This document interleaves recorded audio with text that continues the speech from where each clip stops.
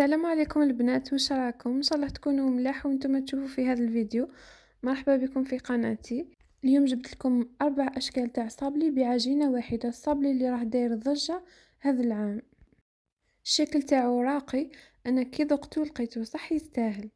نبداو مباشره في الوصفه. عندي 250 غرام زبده، زدت لها 5 ملاعق اكل زيت، ونزيد لهم كاس سكر ناعم اللي نكون غربلته، وبيضة وصفار بيضتين. تعرفوا باللي صفار البيض يطري العجينة. نخلط بالخلاط حتى تولي لي كريمة.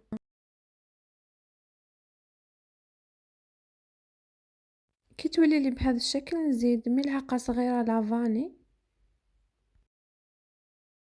ومن بعد نزيد عليهم كاس نشا، ونروح نقسم الخليط تاعي الى قسمين.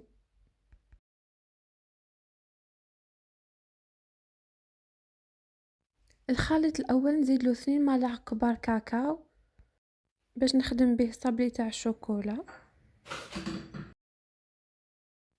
ونزيد له عطر القهوة،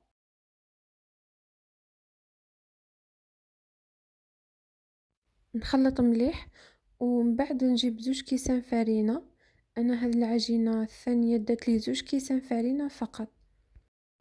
نحط الكاس الاول ونزيد معاه ربع ملعقة صغيرة خميرة كيميائية.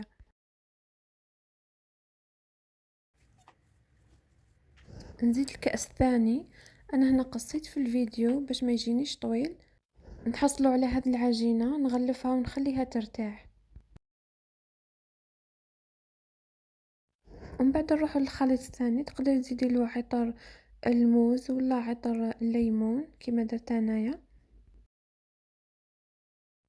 ونزيد له كأسين فرينة وربع ملعقة صغيرة خميرة كيميائية، ونلم العجينة تاعي ونغلفها ونخليها ترتاح. وصابلي نخليوه 15 دقيقة فقط يرتاح. وبعد ما فاتت 15 دقيقة نحل العجينة الأولى، نحلها داخل كيس بلاستيكي، ونشكل الشكل اللي حبيته. أنا درت مربعات ومستطيلات.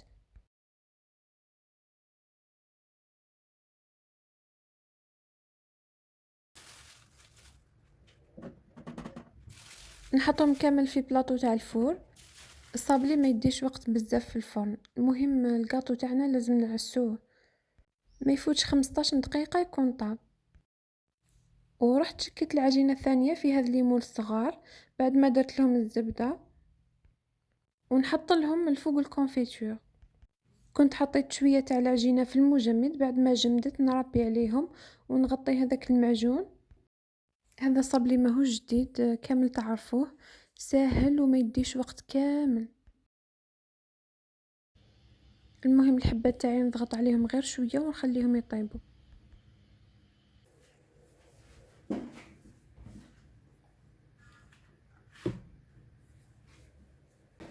جبت هذا ترونسفير درت فيه الشوكولا وحطيته في المجمد للتزيين، وخدمت ريشات.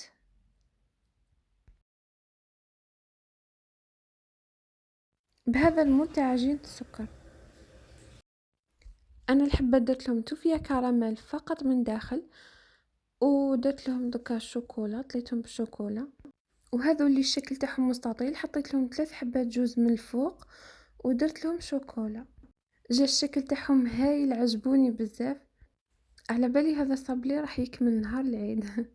راني معوله نديرو ان شاء الله بعد ما يفوت العيد، يستاهل باش نعاودو. المهم هذوك الحبات تاوعي كي بداو ينشفوا رشيت عليهم الكاكاو، والكاكاو ندير غير شويه ما نكثرش.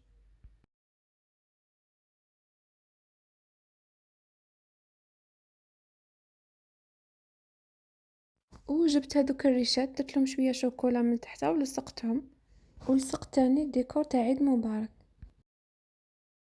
ونزيد نرش الكاطو تاعي بالسكر الناعم.